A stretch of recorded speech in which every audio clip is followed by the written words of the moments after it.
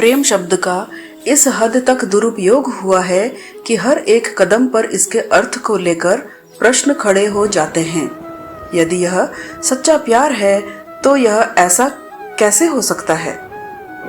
सच्चा प्रेम वही है जो कभी बढ़ता या घटता नहीं है। मान देने वालों के प्रति राग नहीं होता, ना ही अपमान करने वालों के प्रति द्वेष होता है। ऐसे प्रेम से दुनिया निर्दोष दिखाई देती है। यह प्रेम मनुष्य के रूप में भगवान का अनुभव करवाता है। संसार में सच्चा प्रेम है ही नहीं। सच्चा प्रेम उसी व्यक्ति में हो सकता है जिसने अपने आत्मा को पूर्ण रूप से जान लिया है। प्रेम ही ईश्वर है और ईश्वर ही प्रेम है। सच्चा प्यार वह ऊर्जा है जो हमें सफलता के शिखर पर बिना थके ले जाता है। सच्चा प्यार वह प्रेरणा है जो किसी के दिल में बस गई तो वह कुछ भी करने को तैयार हो जाता है। सच्चा प्यार वह जुनून है जो हमें हमारी सीमाओं से परे सफलता की दुनिया में ले जाता है। सच्चा प्यार ऐसे जीवन को जन्म देता है जो ना कभी बूढ़ा होता है और ना ही मरता है। सच्चा प्यार एक ऐसा पराभौतिक एहसास है जिसके आगे इंसान तो क्या, ईश्वर भी नतमस्तक हो जाता है। आपको जिस व्यक्ति के लिए प्यार का एहसास आया है उसके लिए कुछ अच्छा करने की प्रेरणा मिलती है। यदि वह साथ है तो दुनिया की कोई भी सफलता आप प्राप्त कर सकते हैं। केवल उसके बारे में सोचते हुए एक जगह बैठे नहीं रहते, बल्कि उसका ख्याल आते ही आप जीवन में कुछ अच्छा करने के लिए तैयार हो जाते हैं। सफलता के प्रति आपके सपने बड़े हो जाते हैं और उन सपनों को पूरा करने की प्रेरणा आपको उससे लगातार मिलती रहती है। उसकी खुशी में ही आपकी खुशी छुपी हुई रहती है और उसकी खुशियों को बढ़ाने के लिए जी जान से लग जाते हैं, जिसका परिणाम होता है कि आप प्रेरित होकर कुछ ऐसा कर जाते हैं जो मील का पत्थर साबित होता है।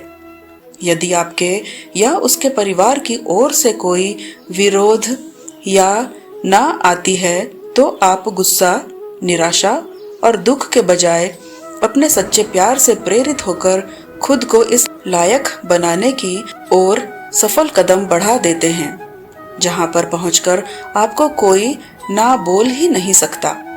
सच्चे प्यार से आपके अंदर की शक्तियां जाग जाती हैं और वह सभी कुछ करने में सक्षम हो जाते हैं जो एक सफल इंसान बनने के लिए जरूरी होता है।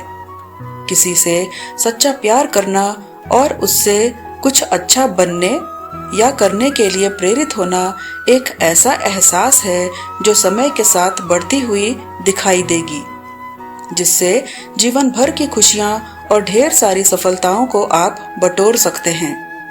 और भी बहुत कुछ है जो आप सच्चे प्यार में महसूस करते हैं, लेकिन मैंने कुछ एहसास इसलिए बताए हैं ताकि आप पहचान सकें कि जो एहसास आपके अंदर किसी के लिए आ रही है वह सच्चे प्यार की है या फिर केवल आकर्षण या मोह है। प्यार उस हवा की तरह है जिसको आप देख तो नहीं सकते, लेकिन महसूस जरूर कर सकते हो। इस दुनिया के लिए तुम एक व्यक्ति हो सकते हो, लेकिन वही किसी एक व्यक्ति के लिए तुम उसकी पूरी दुनिया हो सकते हो।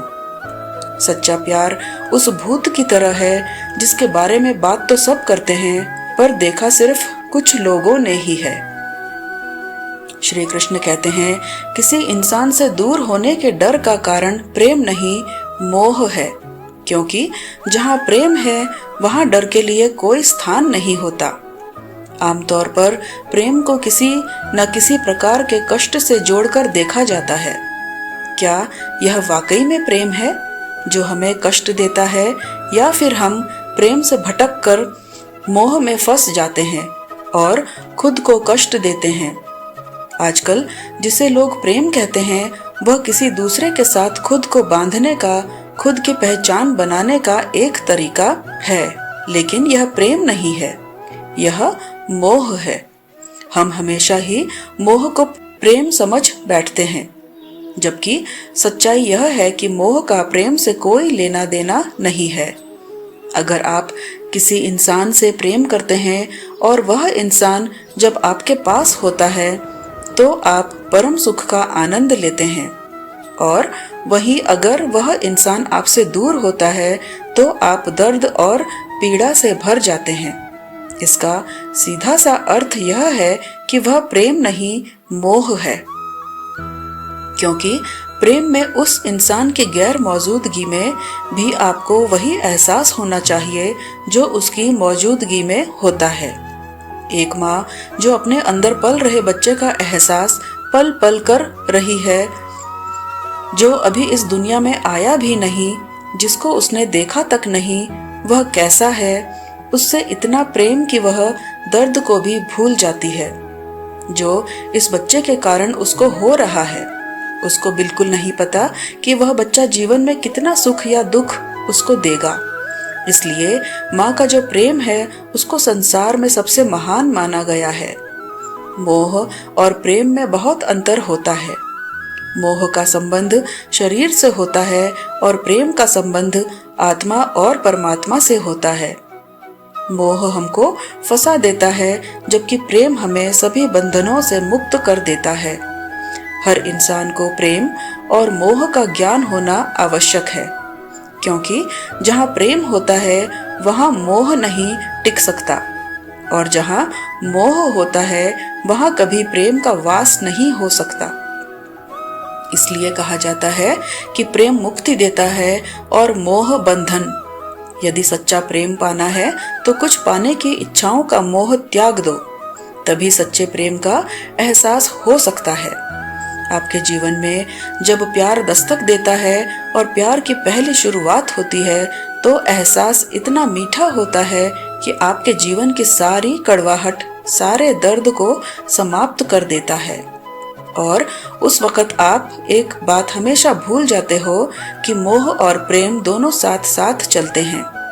परंतु इस सफर में अंतिम जीत किसकी होगी, यह आपके ऊपर निर्भर करता है।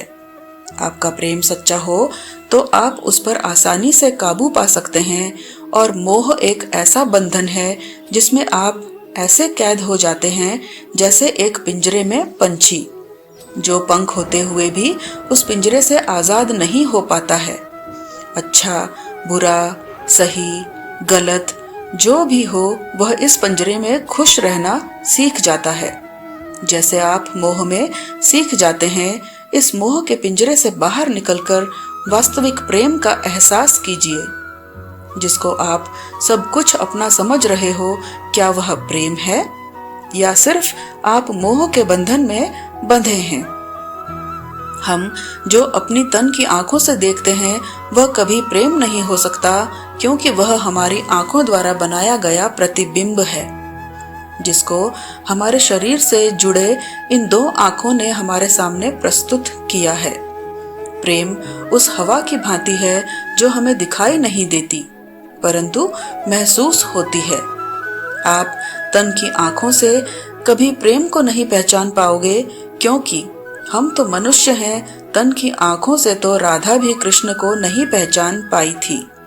इसलिए अगर प्रेम को समझना है, महसूस करना है, तो अपनी आंखों को खोलिए, अपने मन की आंखों को खोलिए, तभी आप इन हवाओं के जैसे प्रेम को भी अपने अंदर महसूस कर पाओगे। इसलिए प्रेम की परिभाषा यह है कि प्रेम अंतर मन को छूने की कला है, एक सुखद अनुभूति है, एक अबूझ पहेली है। सब कुछ न्यौछावर करने के इच्छा ही प्रेम है। हर मनुष्य को बस यही लगता है कि सच्चा प्रेम सिर्फ एक स्त्री और पुरुष के बीच हो सकता है, परंतु यह सत्य नहीं है।